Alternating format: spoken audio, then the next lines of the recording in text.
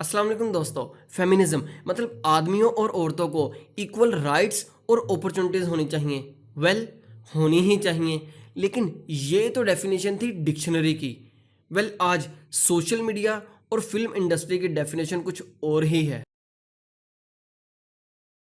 Social media पे आप लोगों ने फेमिनिज्म मतलब वुमेन्स के राइट्स के बारे में पोस्ट देखी होंगी, जिसमें औरतों को मजलूम, बिचारी और गमों में घिरी हुई दिखाया जाता है, स्पेशली मुस्लिम वुमेन्स को। और जो लोग फेमिनिज्म के अगेंस्ट हैं, उनका कहना है कि फेमिनिज्म मेंस के राइट्स को डिस्ट्रॉय कर रहे हैं। आखिर असलियत में ऐसा है भी या नहीं, और फेमिनिज्म के नाम पर वुमेन्स कौन से राइट्स मांग रही हैं, और हिस्ट्री में फेमिनिज्म के नाम पर क्या क्या हो चुका है, चलिए जानते हैं इस वीडियो में। उससे पहले सब्सक्राइब। चलिए शुरू से शुरू करते हैं। 90s 50s में वुमेन्स को बहुत ही लो लेवल और इमोशनलेस समझा जाता था, और वुमेन्स को एजुकेशन, जॉब और पॉलिटिकल पार्टिसिपेशन से दूर रखा जाता था। इवन वुमेन्स अपना घर तक नहीं खरीद सकती थी और वोट भी नहीं कास्ट कर सकती थी। उस वक्त ऑलमोस्ट 100 वुमेन्स मिस अमेरिका के खिलाफ प्रोटेस्ट करने निकली अपने राइट्स के लिए, और इस प्रोटेस्ट में वुमेन्स ने अपनी प्रोमिनेंट चीज़ें मींस अपने मेकअप का सामान like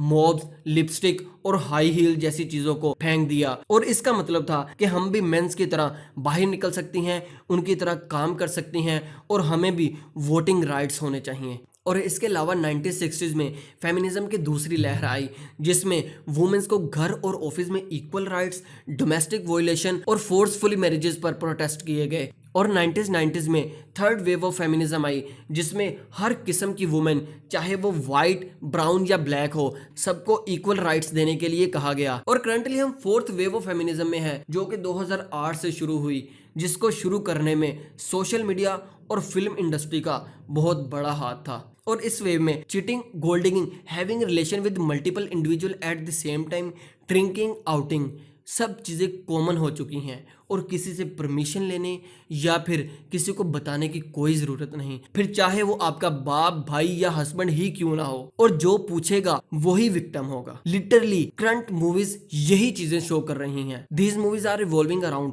sexual intercourse, cheating, gold digging, सब चीज़ें कॉमन हो चुकी हैं इस वेव में। और इस वेव के बाद इस तरह के केस भी आम हो गए। 20 ईयर्स। मेरी 52। 52 साल के शख्स से मोहब्बत कैसे हुई? ये हमारे कोई फाइनेंशियल इशू था, घर के हालात भी इतने अच्छे नहीं थे, तो इन्होंने काफ़ी बार मेरी हेल्प वगैरह कर देते थे। और जब 21 साल की लड़की से पूछा गया कि अपने से डबल मतलब 53 ईयर ओल्ड मैन से शादी क्यों की, तो उसने कहा मैं अकेली थी, जॉब नहीं थी मेरे पास, और मैं हेल्पलेस हो चुकी थी, मतलब सिर्फ पैसे के लिए। तो शायद आप लोगों का पॉइंट हो कि अपने से बड़ी उम्र वालों के साथ शादी करने में प्रॉब्लम ही क्या है। तो प्रॉब्लम शादी में नहीं, सिर्फ पैसों के लिए ही शादी में है। 2024 की रिपोर्ट के मुताबिक 20% of main and 13% of women cheat करती हैं अपने पार्टनर को। और पिछले 20 साल से वुमेन्स की चीटिंग परसेंटेज में 40% तक इंक्रीज आया, और लिटरली जब से फोर्थ वेव स्टार्ट हुई। और इस वेव ने पाकिस्तान और इंडिया को भी बहुत इफेक्ट किया। 55% of Indian cheat their spouse, और 48% को तो कोई गिल्ट भी नहीं है। उनका मानना है कि एट द सेम टाइम दो लोगों से प्यार किया जा सकता है। और ये स्टैट्स पाकिस्तान के लिए भी काफ़ी कंसर्निंग है। कोई सर्वे पाकिस्तान में अवेलेबल तो नहीं, लेकिन फेमिनिज्म के नाम पर पाकिस्तान में क्या क्या हो रहा है, ये भी कोई छुपी बात नहीं। 2018 में औरत मार्च स्टार्ट हुआ। अगर मैं आप लोग से एक सवाल पूछूं कि औरत मार्च के नाम पे सबसे पहले आप लोगों के जहन में क्या आया, तो उसे कमेंट करें। औरतें education, child marriage, rape, harassment और डोमेस्टिक वोलेशन इस जैसे इश्यूज के लिए निकली होंगी। लेकिन शायद आप लोगों को औरत मार्च के स्लोगन्स पढ़ के हंसी आए। मेरी शर्ट नहीं, तुम्हारी सोच छोटी है, मेरा जिस्म मेरी मर्जी, खाना पकाना और पका के गर्म करना, अपने मुझे खुद ढूंढो, और इस जैसे और बहुत से स्टूपिड स्लोगन्स। और जो वुमेन्स कहती हैं कि आज मेरा घर के काम करने को दिल नहीं कर रहा, हमेशा औरत ही घर का काम क्यों करे। और जब इनसे काउंटर क्वेश्चन पूछा जाता है कि अगर मैन कहे आज मेरा जॉब पे जाने को दिल नहीं कर रहा, और मेरा दिल कर रहा है कि मैं 1-2 महीने के लिए छुट्टियों पर चले जाऊं, और तुम लोग अपना देख लो, तो फिर ये खामोश हो जाती हैं, इनके पास कोई जवाब नहीं होता। और सोचने वाली बात है कि औरत मार्च पर जो लोग आए, उन्हें फ्रीडम था तो वो आए, या फिर घर से लड़कर अगर लड़कर आए तो वापस कहाँ जाना है। और असलियत में अगर राइट्स और अपॉर्चुनिटीज चाहिए तो वो रूरल एरियाज वालों को, जहाँ पर एजुकेशनल सिस्टम नहीं, जहाँ पर जॉब की कोई फैसिलिटी नहीं, लेकिन उनको तो औरत मार्च का कुछ पता ही नहीं। अच्छा बट्टे मजदूरी क्या करने आई हैं यहाँ पे? आज़ादी लेने। अच्छा किसके कहने पे आई?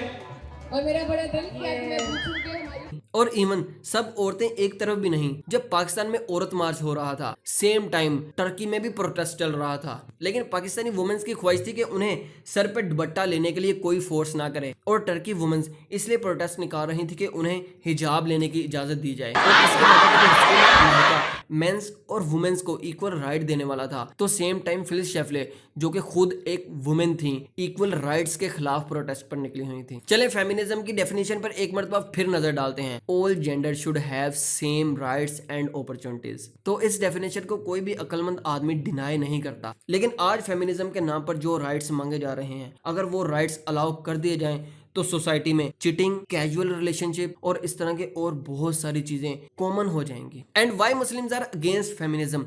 सब्सक्राइब, नेक्स्ट पार्ट लाजमी देखिएगा, काफी इंटरेस्टिंग रहेगा। और उम्मीद करता हूँ कि इस वीडियो से भी आप लोगों को जरूर कुछ नया जानने को मिला होगा। अगर नया जानने को मिला तो वीडियो को लाइक, चैनल को सब्सक्राइब और एक जगह पर लाजमी शेयर कर दें। और क्योंकि वीडियो बनाने में काफ़ी मेहनत लगती है, तो आपका एक सब्सक्राइब मुझे मोटिवेट कर सकता है। मिलते हैं ऐसे ही एक न्यू इन्फॉर्मेटिव वीडियो में। इल्म सीखें और सिखाएं। अल्लाह निगहबान।